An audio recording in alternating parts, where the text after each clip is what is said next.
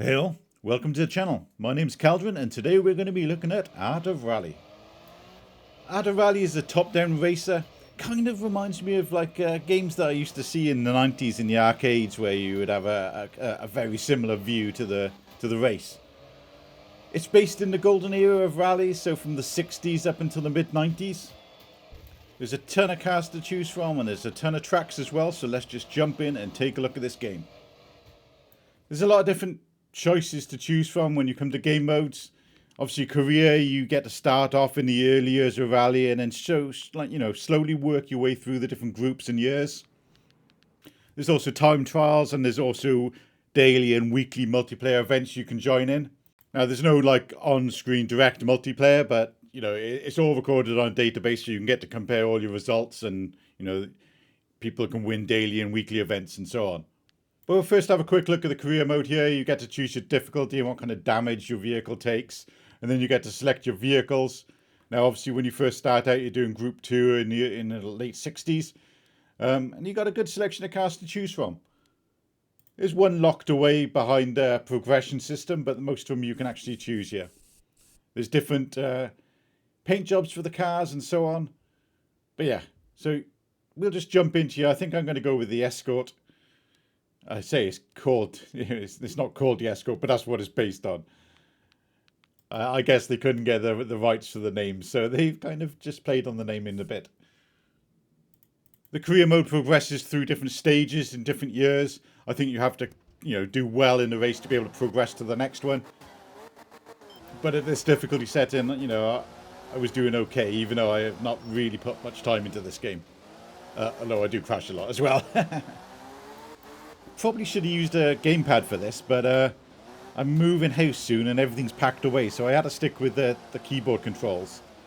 And I think that's probably why I was having a hard time at the start. But I did get used to it, and it's not too bad using the keyboard. It's just I think you'd have a bit more control with a gamepad. But don't let that put you off if you don't have a gamepad. It is a lot of fun, even with a keyboard. Now you've got the stage completion bar on the left hand side, giving you an idea of how much of the stage you've already done. Down the bottom you got your speed and it's got your gears and stuff like that. Now I'm not sure if you can set manual gear changes, but I just left it all as default so it's automatic. And then in the top right you got your time. Now if you come off the course at all, and the game will basically kind of put you back onto the road and you'll lose 5 seconds. So, you've got to try and stay on the road as much as possible. And if you do come off the road slightly, it does slow you down. So yeah, it's in your interest to stay on the road. But it's quite hard sometimes. I think this part is a good example where I was having a hard time with the keyboard controls.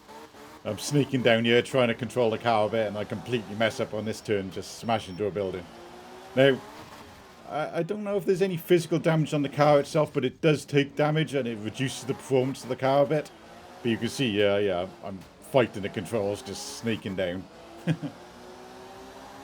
there is a good feeling of speed to the game once you get going properly. And when you hit something like this, you feel that you stopped and you're losing time, and it's kind of a panic then to get back onto the road to try and make the speed back up. And then you take even more risks and mess up even more. But yeah, you do eventually get used to it, and you realise maybe you can't go full out all the time and you've got to start controlling the car a bit better. Well, if you want to win anyway. Jump to the end of the stage here so we can actually see what it's like when you finish the stage. Kind of stats and stuff that you get afterwards. But yeah, you basically get like, where you came in the stage and the result of the rally overall. It also gives you a leaderboard as well of everyone else who's played the game. So I'm 50,000 at the moment on this, so not the worst. But yeah, so it gives you a good idea of like how you can progress with the game and how well you're doing compared to other people in the world. And as part of the campaign, then you just continue to the next stage. And if you do well enough in stage 2, you can then progress to other parts of the campaign. But yeah, what we'll do now, we'll just jump and look at some of the other game modes and what other cars are kind of available in the game as well. Like I mentioned, it has a great selection of cars here, starting from Group 2 all the way up to cars in the 90s, or mid-90s anyway. And yeah, some of them are locked behind the campaign progression, but most of them you can just play straight up. Some are locked behind the DLC they have. I think they have an Australian DLC with 4 cars. So they're locked behind there, as well as some tracks as well. But genuinely, there's a good selection of cars and a lot of the classic cars that, if you like rally, you're going to want to jump and play these cars. It's just one of those things.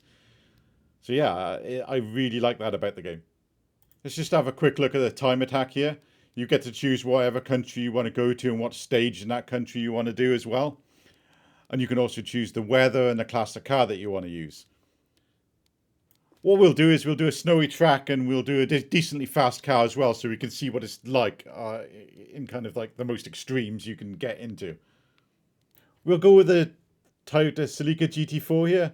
Now, I used to own the model before this in real life, and my mate used to own one of these as well, so I do kind of like these cars, so I wanted to give it a go. And we'll give it a go in the snow stage to see what it's kind of like in the most extreme weather. You can do ghosts as well if you've done this track before, so you can kind of race against yourself. So that's always a nice addition. But yeah, we can see, you're sliding about a hell of a lot more on this because of the snow. And obviously the car has a hell of a lot more power compared to the Escort that we had earlier on. So the developers of the game have put a lot of thought into this, the snow and the wet weather affecting the car's handling, and the different types of surfaces as well also affect the handling of the car. And obviously the more powerful car you have, the harder it is to handle. But as with anything, if you take your time and get used to it, you'll be flying through these courses in no time at all. And honestly, this is just as much fun as any of the kind of big 3D rally games out there. It might look simple, but it's just a bit of fun. You can just jump in, have a race. Yeah, it's good. Now the next modes are the multiplayer ones. You get the daily events and the weekly events. Now, the events are kind of set stages in a specific configuration that you've got to compete against other players in. Now, like I mentioned before, there's no, you won't see them on your screen. You're competing against their time. At the end of the day, this is a rally game, and that's usually how rally works, except for some special events and stuff like that. But yeah, so, you're racing against other people's time, trying to beat them and see if you can, be the best for the day or the weekly event. So yeah guys, that is a quick look at Art of Rally. Now if you're into your old school rally cars, I think this is probably worth a look. It's a lot of fun. Yeah, it looks basic, but it plays well.